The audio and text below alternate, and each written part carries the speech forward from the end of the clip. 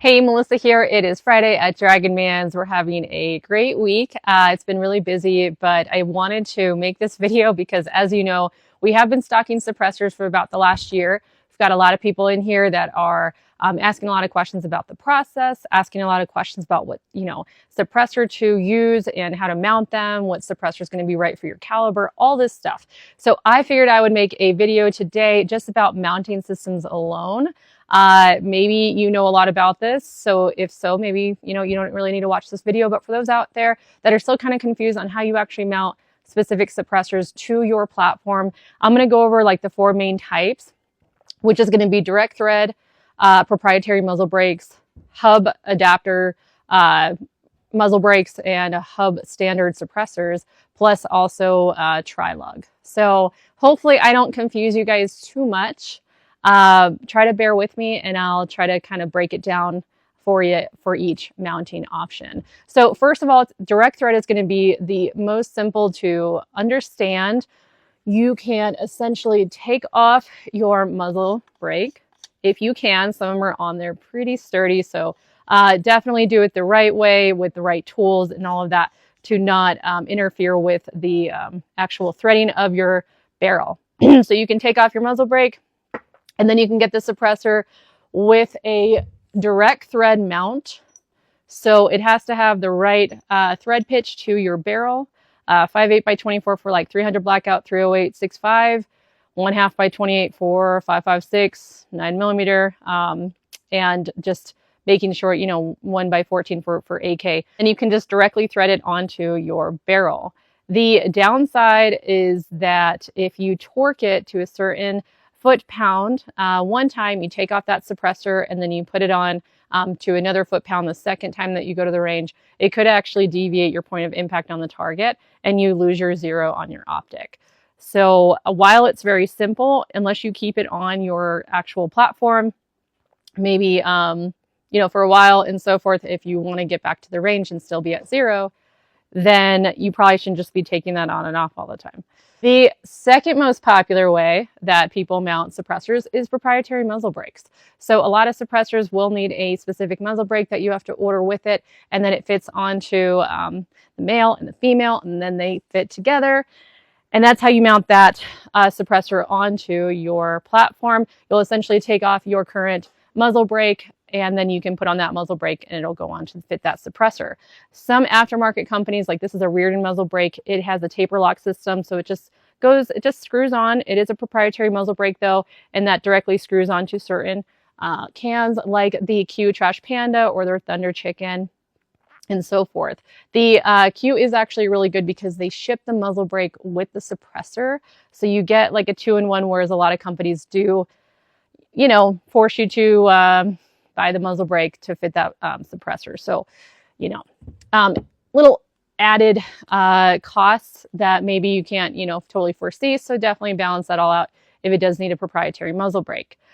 The third way that you can mount a suppressor is going to be a hub industry standard sort of mounting option.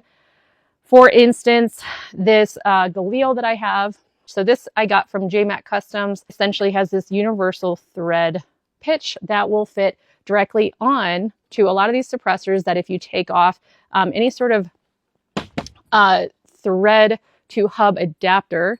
So companies like Otter Creek, Diligent Defense, even Huxworks now, they're making it to where you can direct thread it, or you can take that off.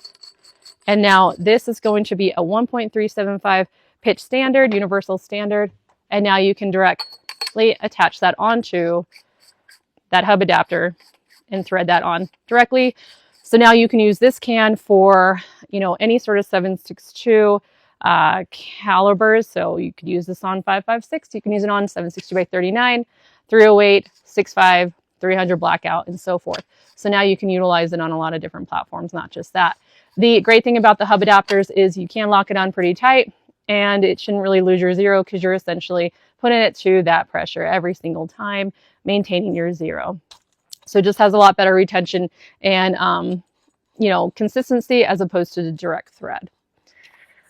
Now let's say I wanted to use that can on my pin and welded dead air muzzle brake. So this is a proprietary muzzle brake that is a quick detach system for my Sandman S. So it does need a proprietary muzzle brake. It goes, it fits onto the Sandman S. Okay, just like that, I can lock it in. And that's always really nice because then you can just keep the muzzle device on and then take it off. So quick detach systems for the proprietary brake is awesome. But now let's say I don't want to be limited to just the dead air products. I can get the dead air hub adapter. Silencer Co. also makes their Bravo ASR mount. Griffin Armament, they make one for an A2 birdcage hub adapter. So now I can take this hub adapter for my Chemo muzzle brake, put it on there, and now I can use that same Diligent can and screw it over the hub threading. So now I can use my dead air can. So kind of cool little trick if you are looking to kind of broaden your horizons, if you have anything that has a shorter barrel with a pin and welded muzzle comp. So essentially the Griffin Armament one, it just kind of goes onto your bird cage muzzle device if you can't get it off, and then you can essentially use any sort of hub industry standard suppressor. So that's always really cool. So either get, direct thread, the muzzle, proprietary muzzle brake, or you can figure out how you can somehow do a hub adapter for that specific gun platform and so forth, whether that is a adapter or the actual muzzle device that you buy. I know I'm confusing all of you guys, hopefully not too much, but that's why you should stop in here and see me, and I will essentially help you with any of your mounting questions and so forth, finding you the right suppressor. The last one is going to be the Trilog. So this one is just super easy. MP5s, they will more than likely come with a direct thread or a Trilog adapter already on the platform, and then you will have like a Trilog mounting system on your suppressor, and it's just quick detach. It goes on, you can push in, take it off. There you go. Super simple. You look really cool when you do it, and it also maintains zero for the most part. So awesome little system there, and you can get proprietary muzzle brakes that will be a Trilog to fit your Trilog mounting suppressor or so forth. So that's about it. The last thing that you might be wondering is, well, what about pistols? Pistols are really only going to be direct thread, except I believe Griffin Armament, they make like an easy brake to where it can be like a hub industry standard on like the pistol side. So you can put that on, or some pistol cans will have it to where you can buy a muzzle brake that will be then like a quick detach system. I know B&T makes one for like their TP9s, and then Griffin Armament makes one as well. So otherwise you're kind of stuck with just direct thread, and you could essentially maybe deviate that point of impact, but hopefully not too much if you get some really good practice with it. And then a lot of these pistol suppressors, this is the rugged Obsidian 45. It is modular. You can take off this top part so it's not super long. And then a lot of pistol suppressors will come with a piston booster because most of these pistols will have a sort of tilted barrel.